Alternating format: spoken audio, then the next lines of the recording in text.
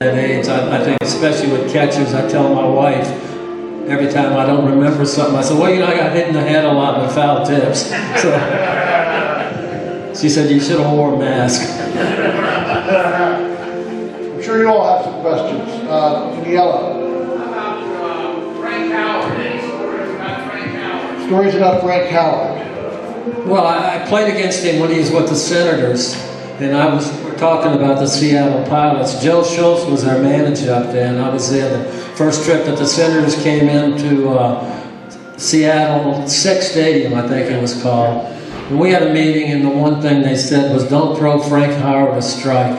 If you don't throw him a strike, he can't beat you.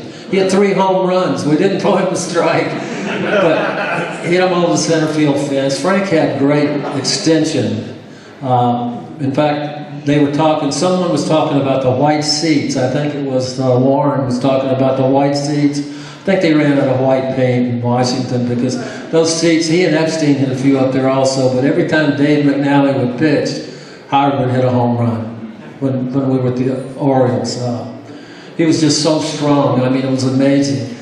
I think pitchers were afraid that he would hit one back up the middle because, and I recall this story, and Bill may know, Brooks was a pretty good third baseman, if you recall. Probably the best there ever was. And we were playing a game against Washington in Baltimore, and maybe it had something to do, it was a Sunday afternoon, with the white shirts behind home plate, and Brooks played Frank all the way back on the grass. Frank hit a line drive before Brooks could get his hand up. It went right over his cap bill. He said if the ball would have been, I think he said He said he thought it clipped the... Yeah, he said if it had been a few inches lower, it would probably have killed him. And I think Blefary was in left field. The ball took one hop and hit Blefary about 3 times before he got it in his glove. But he was amazing how hard he hit the ball. I don't think anybody knew how hard, and somebody mentioned about his food. Yeah, he would eat like he was going to the electric chair the next day. He was amazing. Ronnie and I would go out and have breakfast with him when we were coaching in Milwaukee, and he would have a $25 breakfast. This was 15 years ago, 20, maybe longer than that. I mean, he was a big guy, but what a great guy. He was like a big teddy bear. Like Larry said, Larry and I both were coaching in Milwaukee when Frank was a coach there, so we spent a lot of time with Frank. And I was very fortunate to play with him when I was with Washington, the little bit of time I was there. And he was a character, but just to tell you one of the coaching stories, Frank was always ahead of batting practice, and the guys would, he always would go out on the field early, and he'd always carry the bag of balls out for the batting practice. Well, all the pitchers, all the guys liked to tease Frank because he was fun to tease, and they'd put weights in the bag with the balls. And Frank would never figure out that there was weights in there. And finally, after he'd get out on the field and everything, he'd say, boy, I must have had a bad night or something. He said, these things are really getting heavy. So every day it seemed like there was something different that the guys would do to Frank, and some little thing that would agitate him a little bit. But he was a great guy, and he always took it great, and everybody, all the guys would tease him, and he was just great. He was a terrific guy, and I still see Frank every once in a while. I understand he's not doing real well now. His health is not great, but he's still good, and he still has some great stories. Ronnie, you would see that there's a pitcher you played against here. Overall, who's the best pitcher you played against and best overall there? Best pitcher you ever played against and the best hitter? Well, people ask me a lot of times, what was the hardest pitcher I had to hit against, and my first answer is pretty much all of them. I was never a great hitter, but I think the one guy that I had problems with and was Jim Bunning. I never liked to hit against Jim Bunning. He is a right-handed three-quarter guy, came from the side a little bit. In those days, pitchers weren't afraid to throw at you, and you knew a lot of times that when you came to home plate that they were going to throw at you, and a lot of times catchers would tell you, hey, be loose first pitch or whatever. But Bunning had a real heavy ball, what we call heavy ball, and he'd turn it over and he had good sink, and he liked to pitch inside. He wasn't afraid to hit you, to bury one in your ribs, and he was a little bit mean, and I just never, it wasn't that I was afraid to hit him, but I just never seemed like I got any good pitches to ever hit against him. And the other part of that question was Best hitter. best hitters. I think that well, Williams probably was the best hitter I ever saw. Ted just had a great knowledge of the strike zone. My theory on Ted Williams was that, you know, he was a pilot. He had great vision and great sight. I think the ball kind of slowed down for him because it doesn't seem like he ever swung at a bad pitch. And of course, umpires gave him pitches a lot. We had talked about Ted Williams the other day about talking about the shift. We shifted on Ted a little bit. I would play a little bit behind second base. Not the big shifts that you see nowadays, but in all the times that I played against him, he never tried to hit the ball the other way. I mean, he would always stay within his swing, and he still got his base hits and still hit his home runs. And I think that probably I mean, there were a lot of good hitters then, but he was probably the best that I'd seen. Got a question for Larry. Going back 50 years, that infamous Topps baseball card that had you throwing left-handed. So how often do people thrust that card looking for your autograph with that card? Did Topps ever talk to you and say, oh yeah, sorry, we got it wrong, we flipped the image? No, Topps never said anything. They still don't know I was a left-handed catcher. I'll tell you what happened on that card. That was the year of the Seattle Pilots, the infamous one and done, only professional club in baseball, I think, wasn't it, Bill? That's one and done? I'm not sure that. I'm not baseball, I mean only professional team anywhere that played 1 year in the city, and that was it. That was from the year, that was a picture from the year before with the Orioles. So we hadn't been to spring training, and Topps always took their baseball pictures doing spring training. So they were putting out all the Seattle Pilots off of the previous year's pictures, and I think what happened, they reversed a negative on mine, and it's like looking in the mirror, it came out left-handed. So yeah, I still sign them and send them back. I sign them left-handed though, so they can't. I got a question for Larry. What was it like to catch Dalkowski? You know, I didn't catch him until after he hurt his arm, and I was in spring training when Steve Dalkowski, I'm sure most of you know, if you haven't read about Steve Dalkowski, just Google that name, a guy that never pitched in the big leagues, and Ted Williams or anybody else will say that he was the hardest thrower they ever saw. Little guy, little left-hander, wore thick glasses. We were in spring training, I think it was 63 maybe, my first or second year in spring training. He was pitching against the Yankees. Now, Steve had never played in the big leagues. They finally had decided that he was going to make the club. He was coming north with the Baltimore Orioles. They had his uniform made up with his name stitched in it. He was pitching against the Yankees in Miami. He was going through Mantle and Maris and Boyd. He looked like a Hall of Famer. He goes out the next inning. The first pitch he throws goes up on top of the screen. The next pitch he throws goes up on top of the screen, warming up. So the guys are kind of laughing a little bit. You know, he's just, wow. The manager comes out, they take him out of the ball game, and he hurt his arm. But he came back probably going 93, 94, I'm not sure. But he was had a little problem with the adult beverages every night. I mean, he was drunk every night just about. Never really was able to harness that or harness his command enough to pitch at the big league level. I think Earl Weaver probably had him 1 year in Double-A and taught him how to throw a slider. So he was a fastball slider guy. Frank Howard tells stories about him, how hard he threw. That he said, and guys were afraid to step in there against him when he was young. I think Cal Ripken Sr. caught him in the low minors, and he used to tell stories about him. And they say nobody really knows how hard he threw. They try to time him at Aberdeen Proving Grounds with some Army, had some type of thing to do it, and he'd just thrown like 160, 170 pitches the night before. Was pitching inside the tennis shoes, and they had a cutout strike zone. I think it took him maybe 100 pitches to get one through the strike zone, and he was still like 93 or 94 miles an hour. I mean, he was one of those guys. In fact, the movie was it? Bull Durham. Bull Durham was basically a guy that he had played with in the minor leagues that had helped write that movie and put it together. It was based on him a little bit. Yeah, he was amazing. So you know, the team that you both played for also had a one-year venue. The Baltimore Orioles used to be, as you know, the St. Louis Browns. The St. Louis Browns used to be The Milwaukee Brewers. For 1 year, 1901, and they moved to St. Louis. Was that a big league club or a minor league club? Milwaukee Brewers. American League. It was American the same League. club The you first, played for. It was your club. the first year of the American League. 1901? I don't remember that.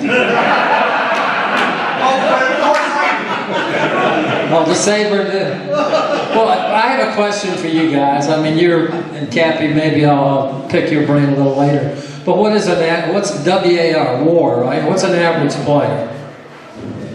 Average player, one or two. 1 or 2 a year. 1 or 2 what? Wins against the player. But how do you figure out who's an average player? People smarter than us can figure that out. I mean, what player are you basing that on? I mean, It's AAA call-up. what, AAA? AAA call-up would be the replacement player. So it's wins above replacement. So how many more wins do you get as that major leaguer above the guy who is coming up from AAA? What guy's that in AAA? That's why it's called average. That's why the A stands for average. It's the average player. And it's the whole thing was developed in order to compare pitchers against regular position players in order to have some kind of equal measure. It's not perfect, but it's the best we got. So if you call up Soto, do you get that replacement player? The average, no, not Soto. The average. How many times am I going to say it? Who has the greatest WAR in baseball? Was that Babe Ruth? By far. By far. Because of his pitching and hitting? Yes. But Ted Williams up there is second. Yes. So do you have an opinion about Chris Davis and whether he's going to be able to have a decent season next year? Talking about Chris, do you have an opinion about Chris Davis? I have an opinion about him, but I don't think I want to tell you what it is. I think until Chris Davis makes an adjustment at the plate, he's not going to do a whole lot of damage. I think the pitchers have made adjustments against him. It's now a high fastball pitcher's league. Davis is a low fastball hitter, and he's going to have to make some adjustments. He's still got some ability, he's got some power, but now I think the ball's in his court. Yes, sir. You fellows are both wearing the same jackets. Is there a story behind that? Cold. One's actually brown and the other's black. So. No, I just pulled the jacket out of the closet before I came up here. But I don't know whether you people noticed or not. I'm kind of partial to Notre Dame. Cappy's real happy with my Irish socks on. Yeah, Cappy didn't tell you the best part of his story. I mean, he's up here talking about baseball, but he also worked with Jessica Lange, Cher, a few other girls in Hollywood, and he didn't get into that, did he? So you both came up to the Orioles organization. Was there anything about that organization that impacted you for the rest of your career, other than coming up? Is there some special thing they taught you, or something that you brought to that organization for the rest of your career? Well, I think you've read the book or you've heard about the Oriole Way. Back years ago, all the people were the managers and the coaches they kind of stuck together. Harry Dalton, the general manager. They taught the people how to play the game right. You'd go out to the ballpark, you'd see infield every day, which is something you don't see anymore. It was just, Cal Ripken, really a stickler on doing things right. Earl Weaver was the same way. There's no secrets to playing the game. It's just if you have the right people and they work with the young players, it's always amazing to me how managers get fired because they lose touch with the players. They get fired because the players don't perform. And now you've got players coming in from 5 or 6 different organizations, free agents. The Oriole way was when you had guys coming up through the system that played together for 3, 4, 5 years in the minor leagues. So when they got to the big leagues, there was no surprise on how things were going to be done. And Ronnie may have a little different view on that, but I just think it's guys playing together, learning how to play the game at the minor league level, getting some games under their belt, building their arms up, and getting ready to play at the big league level. I think that Larry's right. There was at that particular time kind of an Oriole way, and I think the coaching staff here, mainly Paul Richards, was an innovative kind of guy that maybe was a little bit ahead of his time. He had ideas about how you should play and where you should play, and for me, he was very good. And I think that for me, I didn't play in the Oriole system for very long. I mean, in the minor league system for very long. For me, it was kind of an on-the-job training. And I know that the other guys that I played with, and especially Paul Richards and his coaching staff, they were always there to tell you, hey, we don't do that, or that's not the way we do things here. So I think that a lot of teams, and especially the Orioles, have gotten kind of away from fundamental kind of things, and you see it, or at least Larry and I noticed watching ball games that it's little things, but little things kind of add up, and it might be something that's very trivial, but in the course of the game, you might lose by 1 run, and that might have had something to do with the outcome of the game. I don't think that the Oriole guys in those years made many mistakes. They didn't beat themselves in a lot of games, and I think that the Oriole way is really kind of a good way to explain it. I don't think they have that anymore. Well, we've gotten back to it. We were away from that for a while, where everybody from Bluefield on up, you did your relays and your cutoffs and everything the same way. And that was the Oriole way, from top to bottom. I remember. Excuse me. Every club, the Cardinals that was another club that George Kessler. They went through their whole system. The Cardinals were just like the Orioles. I mean, they had a way of doing something, and it starts when they sign a kid out of high school, college, or whatever, and they do it the same way. Like I said earlier, we give guys. Free agency has created a lot of the problems they have on the field. Guy signs a 5-year contract for $100 million. Some coaches are a little reluctant to go out there and say, hey, you got to change. You got to play defense before you can worry about your offense. It's hard to coach some players, I think. A little harder, I should say, to coach players today than it was when we came up through the system. We were worried a lot about getting our pension time. These guys are making so much money today. Pensions mean very little to them. I mean, I hate to say that, but I really do believe that in a lot of cases, not with all of them.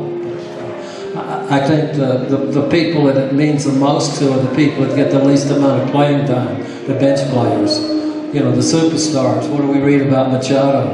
He won't sign for $175 million. He wants to be the highest paid player in baseball. So when you want to be the it takes a little meaning away from the game. Is the game more important than the amount of money? You're going to make enough money to survive or live the rest of the year, but you're playing a kid's game. And now we've gotten away from, they all flipping the bat and throwing the bat. And that's not the way you play the game. You're running the game for the kids. I know if Bob Gibson was pitching and you flipped the bat like that, you better go put on a little more war gear, because the next time you come up, you're going down. But that's baseball today. I have a question more than I guess Ron was a scout. Or today, referring to the scout. When you were out scouting, did you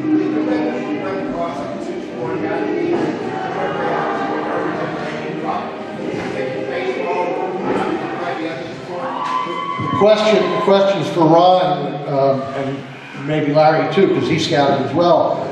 Did you ever come across a two-sport athlete that you tried to encourage to drop the other sport for baseball? I never did, but I played with some two-sport athletes. Dave DeBuscher, basketball and baseball. I played with him with the White Sox, and I think Larry's played with a couple of guys that were two-sport athletes, but I never discouraged it, and I'm not really sure that you can devote your skills to two sports and be really, really good at it. But I don't know, maybe you can, because right nowadays everything overlaps so much that you're not really into one sport to the time then the other sport starts, and you don't maybe get into that till after it's going for a while. So I think it'd be kind of difficult, but I don't know that it's impossible. But there were some guys in those years that were two-sport guys, mostly basketball, I think, not baseball, football. I think today, in our time, each sport has become a year-round sport, 12-month sport. Baseball is basically, you play 162 games, you have 30 games in spring training, but the conditioning and all the other things that go along with it. Football's the same way. I thought Bo Jackson was probably the best athlete that I've ever seen. I used to watch him. I was coaching in Milwaukee, and the things he could do as a baseball player, and he was just as good or better as a football player. I thought he was a Hall of Famer in both sports had he stuck with one or the other. But there's very few of those people around that can do that. The Cardinals had an outfielder with the, I think, University of Richmond, played football and he played baseball for a while with the Braves. And Deion James, of course, was another one. But, you know, to be a quarterback, if you're thinking about the kid from Oklahoma, and I'm sure that's what a lot of you are thinking, I think that's going to be too tough to try to comprehend all the stuff that you have to do as a quarterback, and then also have to devote so much of your time as a baseball player. I just thought, and he's not a big guy to start with. He's a great athlete, not taking anything away from him. But I think it's going to be tough for him to do that as a quarterback. I also think that the sports in our day, when Larry and I played, you went to spring training to get in shape. And now these guys, they're in shape when they go to spring training. Actually, spring training is really too long because most of the position players that go to spring training are already in pretty good shape, and it's almost required, and I don't know what, I've been out of the game for a little while now, but I think it's pretty much required by all the clubs that you do some kind of a conditioning when baseball would be the winter time to keep yourself in shape, and when you go to spring training you're ready to play. I think in spring training, the reason that baseball is for pitching. The pitchers have to build up their arms and get stronger, but the players, all they need to see in probably a week's worth of pitching and game conditions, and they're pretty much ready to play because most of those guys work pretty hard all winter long. They do weight trainings now, which we were never able to do, and they do other things that really keep them in really good shape. So the game has really evolved and changed a lot since the times that we played, and I think it'd be kind of tough for a two-sport guy to keep up with that. Both sports. Well, there's one other thing. Let me expand on that a little bit. Most of those guys today are making so much money. It was tough for me because I was driving a UPS truck during the winter to make enough to survive with my family. But with the salaries today, you know, they have trainers, they have, they're not eating pizzas out of the dryer like I did with the Mets. It's a different game. I mean, money creates a lot of our problems. It also creates a lot of things that allow you to do with your family, take the vacations. My vacations were, you know, my wife would come out to Milwaukee for the 3 months with the kids. We didn't have a chance to take vacations. You see pictures of guys in Hawaii and flying on their private jets. Baseball has changed a little bit in that respect, I think. But, excuse me, go ahead. In the blue jacket.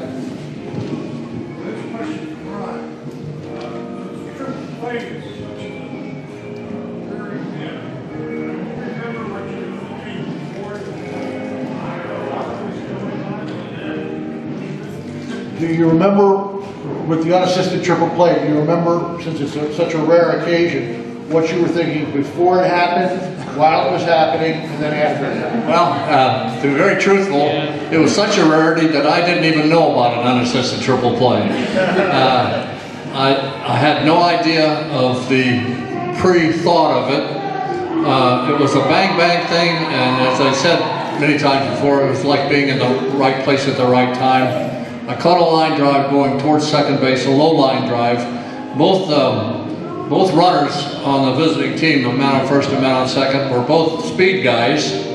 And of course, when I caught it, I was on my way to second base, and I just crossed the bag, which made the runner on second base out. The hitter, of course, was out. And the runner on first base had evidently thought it was a base hit and had taken off. And I guess I'd like to think at my age that my blinding speed kind of ran him down and tagged him.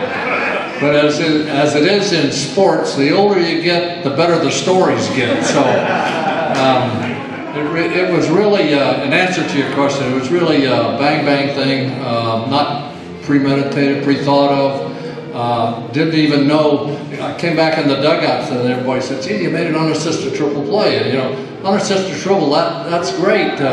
Being a triple play. When was one last made? 2 years ago? 5 years ago?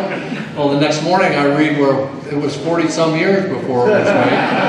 And this was the only one. And then it was 25 years after I made it. That's 60-some years, and I had the only one. So it was a great thing, you know. But as far as contemplating it or saying, "Hey, yeah, I'm going to catch this and do this," no, it was just a bang bang thing, and I was in the right place at the right time. Guys like us, when we're kids, look up to guys like you as heroes. I wonder, when you guys were kids, who were your baseball heroes that you looked up to? Who were your baseball heroes? Well, for me, I was raised in California, and we didn't have Major League Baseball then. That kind of tells you how old I am. But we had Pacific Coast League Baseball. I lived in the Oakland area, and we had what then was Pacific Coast League Oakland Oaks. We had the San Francisco team, which DiMaggio played on. That was a little bit before my time, but I can remember Casey Stengel managed in Oakland. And we had some players there, but I really didn't grow up idolizing Major League players because I didn't know that much about them. Because being on the West Coast, we just didn't get the news that way. And in those days, there were a lot of AAA players that stayed in AAA. They didn't want to come to the major leagues. They were making more money playing AAA because the conditions were better, there was more money, there was no pension plan or anything in the big leagues. And there were a lot of players that stayed in AAA in those years. It was just better playing conditions and all. So in my case, I didn't have any idols of any Williams or Mantle or any of the guys from the past because we didn't have Major League Baseball there. Well, I grew up in Virginia, just about 3 miles south of here, so we did listen to the games. I grew up on a farm.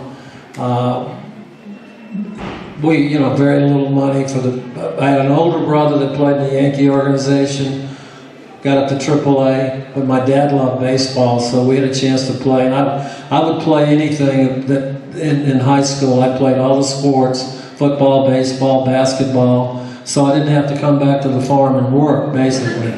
But I had a chance because my dad loved the game. I was doing the Korean War. I think I was like maybe 9, 10 years old. The military bases, Fort Myers, Fort Lee, Fort Eustis, had taken a lot of Major League Baseball players. And there was always a tournament toward the end of the baseball season in Charlottesville, Virginia.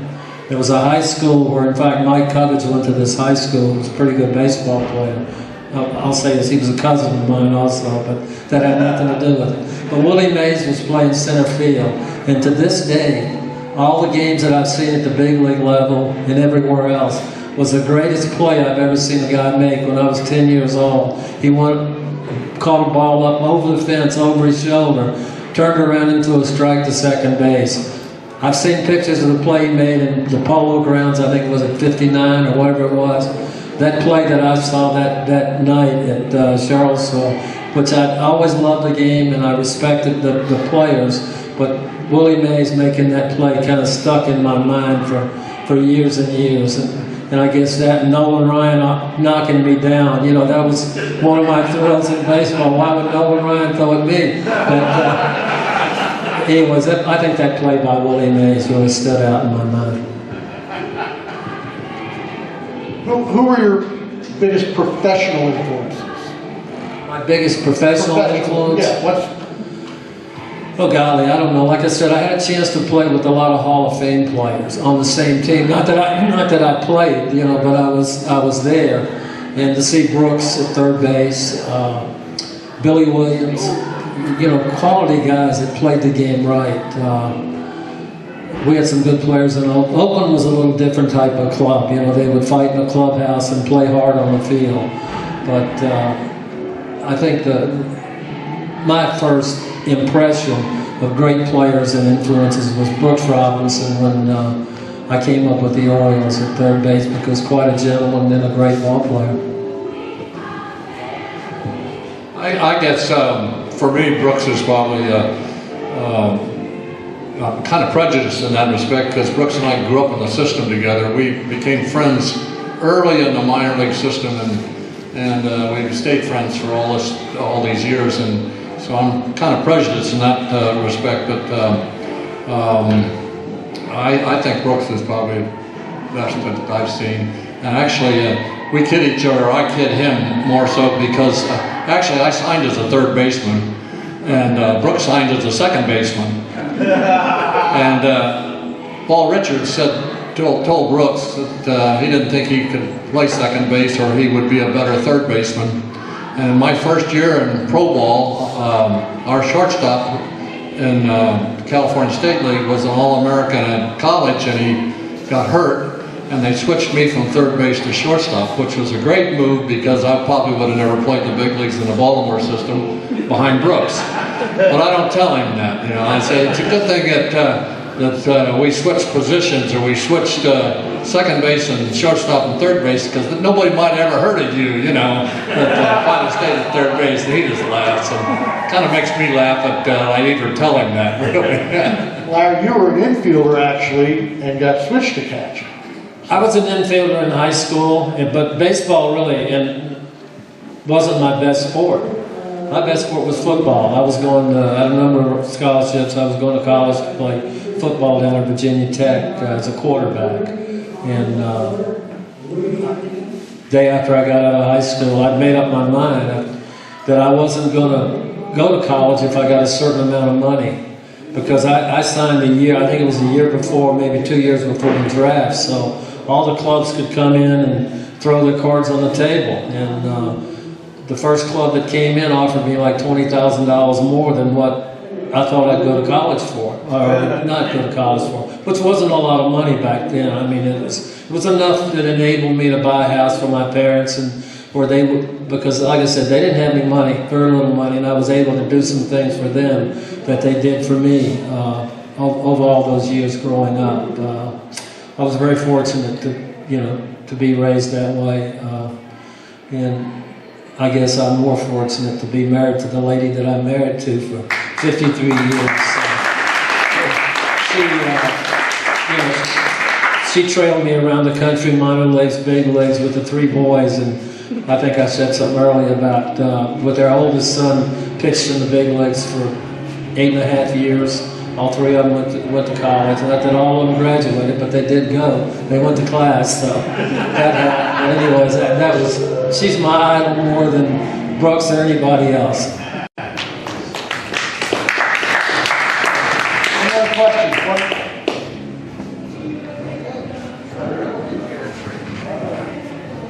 Gentlemen, I can't believe how much we want to thank you for this. First of all, the present for both of you. Great, thank you very much. Thank you.